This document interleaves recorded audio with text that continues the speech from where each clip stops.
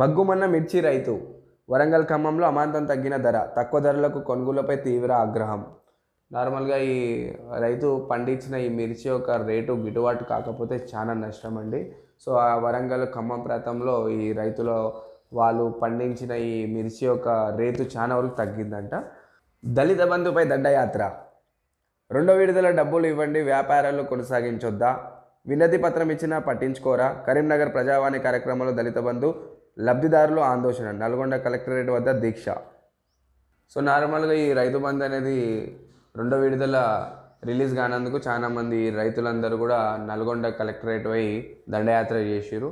So చూడండి, Rythu Bandhu late రావడానికి కొన్ని కారణాలు ఉండొచ్చు. అంటే నార్మల్గా కొత్తగా ముఖ్యమంత్రి పదవికి ఎక్కినప్పుడు రాష్ట్ర బడ్జెట్ని మొట్టమొదటిగా రిలీజ్ చేయడం జరుగుతుంది. రాష్ట్ర బడ్జెట్ ఆల్రెడీ మనది మైనస్లో ఉంది కాబట్టి దాన్ని ఏ విధంగా ప్లస్కి తీసుకురావాలనే కార్యక్రమంలో మన ఈ ముఖ్యమంత్రి కాంగ్రెస్ ప్రభుత్వం ఉంది కాబట్టి అన్ని పథకాలపై కొంచెం లేట్ అనేది జరుగుతుంది.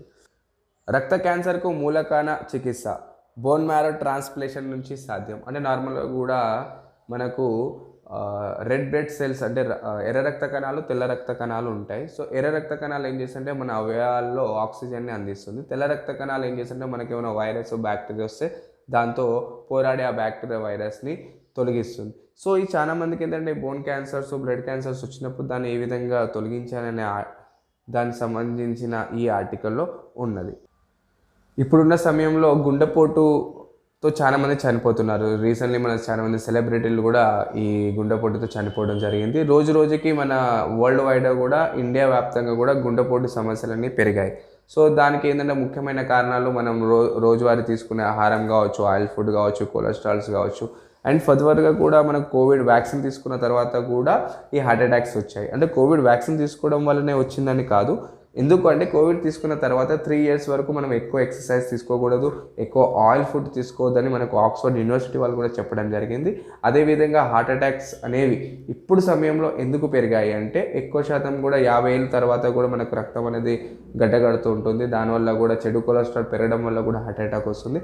సో ఎప్పటికప్పుడు మంచి ఆహారం తీసుకొని, చిన్నవాళ్ళైనా పెద్దవాళ్ళైనా కూడా రక్త ప్రసన్నము ఆరోగ్యమైన ఆహారం తీసుకొని ఆరోగ్యంగా ఉండాలని నిపుణులు చెప్తున్నారు.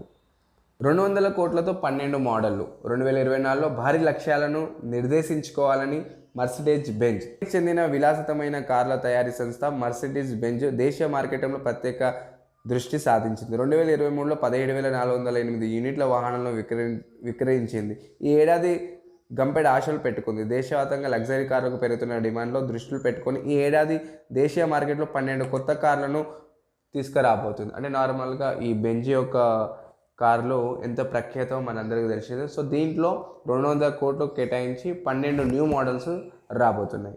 రక్తపుట్టేరులో ఎర్ర సముద్రం. ఎన్టీఆర్ నటిస్తున్న పాన్ ఇండియా చిత్రం దేవర నిర్మాణం నుంచి ఇటు ప్రేక్షకులతో పాటు ఇండస్ట్రీ వర్గాల్లో కూడా ఆసక్తికరిస్తుంది. కొరటాల శివ దర్శకంలో 2 భాగాలుగా ఈ చిత్రాన్ని తెరకెక్కిస్తున్నారు. తొలి భాగం ఏప్రిల్ 5న ప్రపంచవ్యాప్తంగా ప్రేక్షకుల ముందు రానుంది. నార్మల్గా నిన్న మనకు దేవర అనే మూవీ గ్లిమ్సే రిలీజ్ అయింది. సో ఈ మూవీ 2 పార్ట్లో డివైడ్ కానున్నది. సో చాలా వరకు ఎన్టీఆర్ ఫ్యాన్స్ అందరూ చాలా ఎదురు చూస్తున్నారు ఈ సినిమా గురించి. సో మరిన్ని న్యూస్ కోసం చూస్తుండండి తేజ 70mm.